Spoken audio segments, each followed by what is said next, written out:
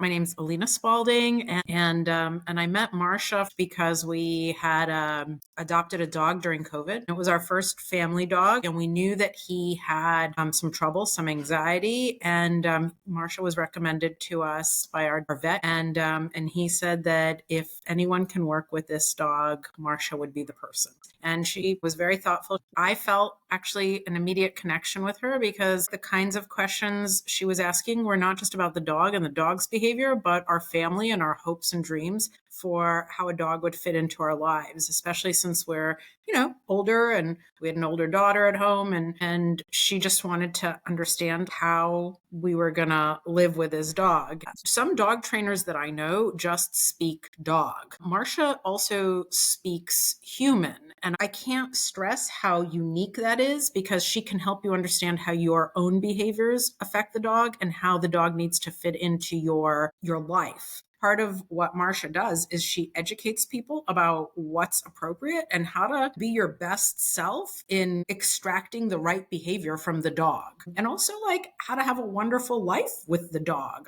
When our first dog died, she helped us, and then we got Pumpkin. Pumpkin was play biting and jumping all around. And then Marcia came, and of course, in like 25 minutes, she had the dog sitting on the couch and not biting anyone. And it was like such a peaceful existence with his dog. And I thought, oh my gosh, this is exactly why people have dogs, so that they can sit on the couch and pet them and love them and, feed them things from the table. I can give them love and they can love you back. And it really shifted how we understood our life with the dog. The first time she came, she is observing the dog, observing us, observing the space where the dog lives, where we put the dog bed, where we had the crate. I would say that she took an audit of how strict we could be, how organized we could be, and also what we were agreeable to with our pet. She said to us,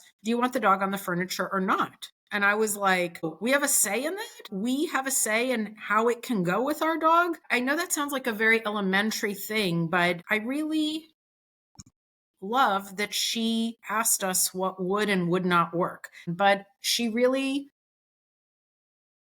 was very, I would say, tender on how she observed us and what she thought the dog was capable of, both our first dog, Bishop, and then our dog, Pumpkin. And the other thing that I had not experienced with other trainers is she's just very honest about the dogs. Our first dog, Bishop, who we adopted, at some point that dog started biting very aggressively and without thinking twice, knowing that Marcia is super committed to saving animals. She said, that dog cannot stay in your house. You need to get that dog out of your house right now. And when my husband and I sat down and we said, how are we going to make this decision? What are we going to do? We brought this dog into our house. We love this dog. We spend all this money on this dog. And my husband said, this is Marcia, who knows how to deal with any issue, saying that this dog cannot stay. And it gave us such confidence because we had to make a very difficult decision, eventually made just an unbearable decision. Marcia giving us that counsel is the thing that made us feel like we were 100% making the right choice. And then when we got our other dog, Pumpkin, who's a doodle and a total spaz, I said, this dog is so cute and so friendly. I just want to take it to the hospital. And I want people to pet this dog and love this dog. And Marcia said to us, yes, your dog would love that because your dog is very social, but your dog is not the right dog to be in a hospital setting, because he's easily distracted. Now, she didn't say he's a spaz or a weirdo or like, doodles can never do that. She said, you have this dog, which you happen to love, and that dog loves you, and you're going to have a fabulous life with this dog. And I think saying that to a family, setting expectations with a family about what their dog can and cannot do is fabulous. And honestly necessary. Marcia and I became friends. And so she was over at lunch and I said, my dogs, they sometimes bark. She said, it's a dog, right? Like they bark. And we live with my 80-year-old mother-in-law, and my mother-in-law has chihuahuas, plural chihuahuas. So she's working with my mother-in-law and her yappy chihuahuas. I am so excited because Marcia was over and I know Marcia fixed the dogs.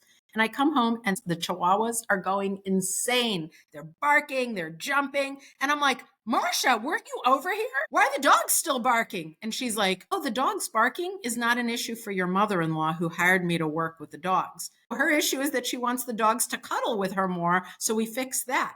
I'm like, you were here for how many hours? Other dog trainers, they're like, this is what a dog should do. It should sit, it should stay, it should go in its crate. Marcia is, what is the performance you need to have out of your dog to have your dog work in your ecosystem? Your life is going to be great if your dog does these things. And then she made the dog do them.